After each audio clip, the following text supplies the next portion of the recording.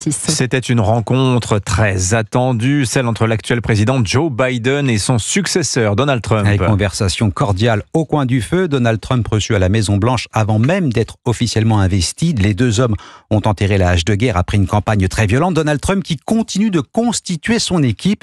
Dernière nomination en date, celle du sénateur de Floride Marco Rubio à Viva Fried. On commence à y voir clair dans le cap qu'il entend suivre. Oui, tous les nommés ont un point commun, ce sont des fidèles d'entre les fidèles de Donald Trump, avec une volonté affichée de mettre un coup de pied dans la fourmilière. Elon Musk, bien sûr, qui doit démanteler la bureaucratie, mais aussi le ministre de la Défense, Pete Hegseth.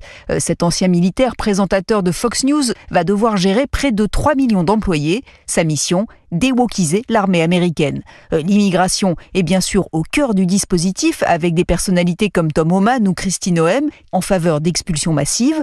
Le secrétaire d'État Marco Rubio, lui, est plus traditionnel. Il fait même partie des faucons très hostiles à la Chine et à l'Iran, ennemis désignés du cabinet Trump 2.0, par ailleurs extrêmement favorable à Israël.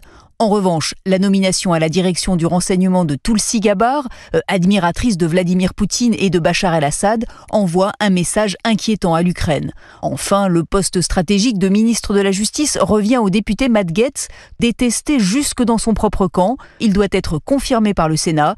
Premier test de l'influence réelle de Donald Trump sur les institutions. Aviva Fried, correspondante d'Europe 1 aux États-Unis.